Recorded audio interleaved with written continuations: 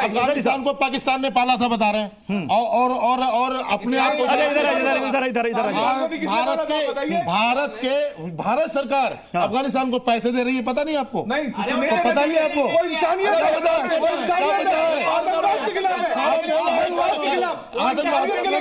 अफगानिस्तान आतंकवाद है, आतंकवाद है अफगानिस्तान कहीं आतंकवाद है, बहुत आतंकवाद है, बताइए अफगानिस्तान आतंकवाद है, बताइए आतंकवाद है और मैं कौन लगा नाम लेना,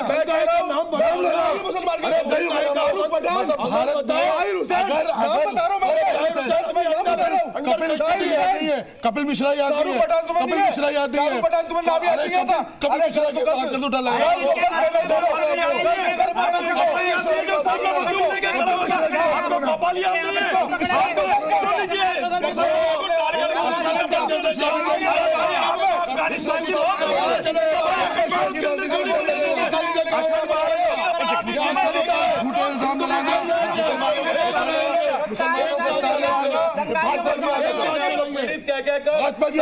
खाते हैं हिंदुस्तान की आज के मुझे एक सेकंड ये रोहिंग्याओं की बात, ये रोहिंग्याओं की बात, ये बांग्लादेशी घुसपैठियों की बात, ऐसा नहीं कि दिल्ली के चुनाव में पहली बार हो रहा है, पहले भी हुआ है। और ठीक चुनाव के समय याद क्यों आती है? मैं बताता हूँ ना उसका कारण।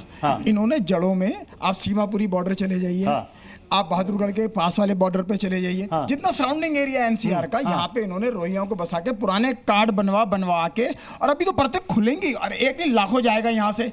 इनको याद, आपने इतनी बड़ी बात कह दी, अफगानिस्तान को ये घसीट के लाया बीच में। हाँ बताइए, समर्थन किसका कर रहे हैं? अरे बताइए ना अफगानिस्तान क्या है? एक सेकंड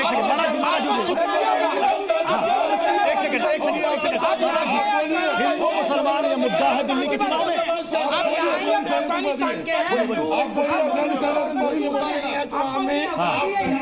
जब योगी जी आ रहे हैं तो उससे मुसलमान घबराते क्यों?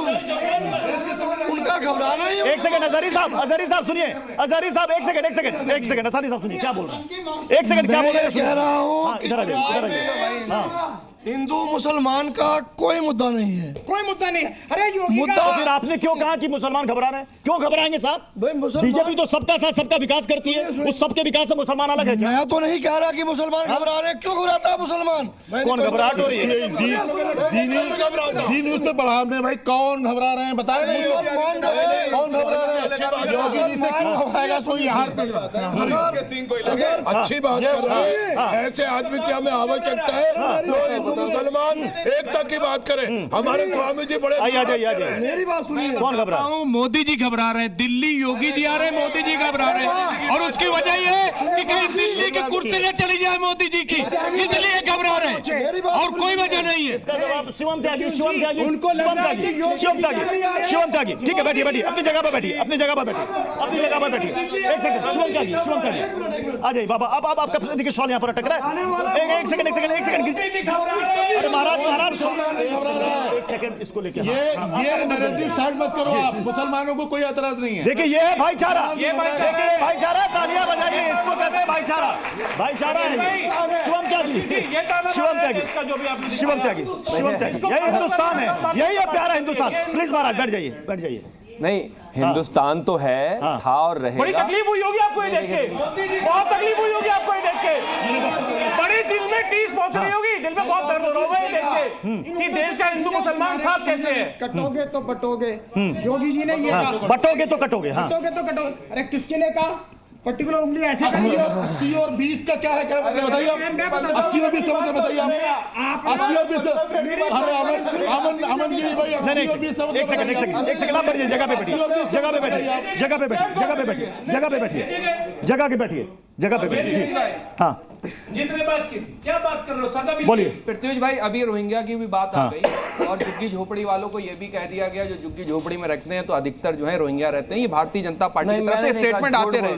दूसरी सबसे बड़ी, आपके प्रवक्ता ने कहा, मैं आपको बता दे रहा हूँ, मैं आपके प्रवक्ता का नाम नहीं बता। दूसरी सबसे बड़ी, इनसे पूछिए सदन के अंदर जब सवाल लगाया गया था कि हिंदुस्तान में कितने रोहिंग्या लोग रहते हैं, ये सदन के अंदर सवाल लगाया गया था तो बोलने लगे कुछ पता नहीं है हमको, ये कोई बताया नहीं गया। लेकिन इनके बड़े बंगाल के एक साहब बड़े नेता इनके कहते हैं 2 करोड़ जो है रोहिंग्या, बिल्कुल एग्जैक्ट उनको पता था 2 करोड़ रोहिंग्या जो है वो हिंदुस्तान में, 1 करोड़ जो है वो बंगाल के अंदर ही है। फिर ये झारखंड जाकर के रोहिंग्या का मुद्दा उठाते हैं कि रोहिंग्या साहब है, वहां पर तो मुंह की खा ली।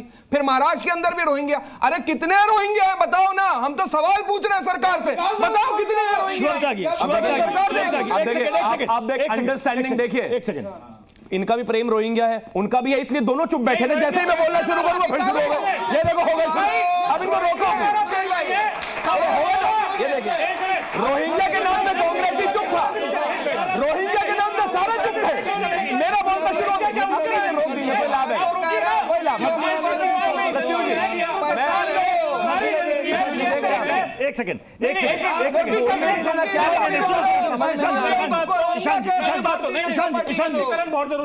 ईशान जी, केंद्र सरकार के पास डेटा है। हाँ है, ठीक है। यूपीए सरकार के समय भी एक डेटा आया था, उसके बाद जब एनडीए सरकार आई उस वक्त भी डेटा आया, बिल्कुल। लेकिन साथ साथ ये भी कहा गया कि पूरे देश भर में कितने रोहिंग्या या बांग्लादेशी घुसपैठिए हैं, बिल्कुल एग्जैक्ट आंकड़ा नहीं है, एक अनुमान है। बिल्कुल ठीक बात है जगदीश भाई, एक मिनट, तो जब अनुमान है तो उसके आधार पर आप तूफान क्यों? मेरा रिक्वेस्ट है, नहीं बोलिए, ऐसा नहीं चलेगा। नहीं। पहली बात तो रोहिंग्या जो है आप रोक सकते थे उनको बॉर्डर पे, एजेंसी आपके पास है, पूरी सरकार आपके पास है, बीएसएफ है हमारी वहां पे तैनात। रोहिंग्या क्या उड़ के दिल्ली में आए हैं क्या? अपने बॉर्डर पे तो आए होंगे ना, आपने रोका क्यों नहीं रोहिंग्या को? तब बताइएगा, रोका पानी रे, इतने नकारा है आपकी सरकार। अमन जी बैठी, हाँ। जितना पढ़ा हुआ राहुल गांधी है, इतना ही पढ़ा हुआ उनका प्रवक्ता है। बहुत चिल्लाना शुरू कर दिया, मैं रोक रहा हूं एग्जाम्पल। आप कितना नहीं पढ़े? अब ऐसा उनको ऐसा लग रहा है जैसे मैं गाना गा रहा हूँ, मुझे म्यूजिक नहीं चाहिए बैकग्राउंड। प्लीज एक एक करके बोल देते हैं। मैं रिक्वेस्ट मैं अपने समय में बोल रहा हूँ, मैं अपने समय में बोल रहा हूँ, वो अपने समय में बोल रहे हैं, चुप। प्रॉब्लम ये है कि इस देश में 2009 से 2013 के बीच में जितने भी रोहिंग्याज आए उसी दौरान आए।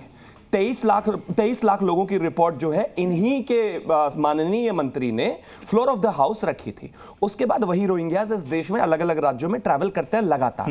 भारतीय जनता पार्टी ने समय समय पर उनको बाहर करने के लिए सारी चीजें की, और तो और जब 7 लोगों को अरे बोलूंगा तभी सुनोगे ना, आने को तैयार हो। मेरे कान दो जरूर है, वो भी चीख रहे हैं, ये भी चीख रहे हैं, ये भी चीख। अरे रोहिंग्या इतना प्यार क्यों चीज को लो? ज्ञानेंद्र भारद्वाज जी, इस चुनाव में ये उठाया गया कि साहब फर्जी वोटर्स बनाए जा रहे हैं, और ये फर्जी वोटर्स वो हैं जो कि घुसपैठिए हैं।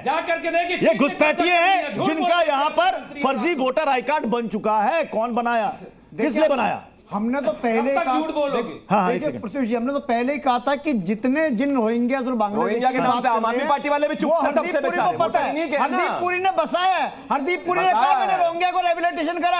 हरदीप पुरी से पूछ लो, सारे एड्रेस मिल जाएंगे सबको, बस में उठा के, ट्रेन में उठा के, प्लेन में उठा के। चलिए समय इजाजत दे रहा है, इसलिए इस डिबेट को यहीं पर समाप्त करना पड़ेगा। वैसे दिल्ली की जनता बहुत स्मार्ट है, वो सोच समझकर वोट करेगी। बहुत बहुत शुक्रिया आप सभी मेहमानों का हमारे साथ इस बड़ी डिबेट में जुड़ने के लिए। खबरें जारी रहेंगी, अब बने रहिए जी न्यूज के साथ।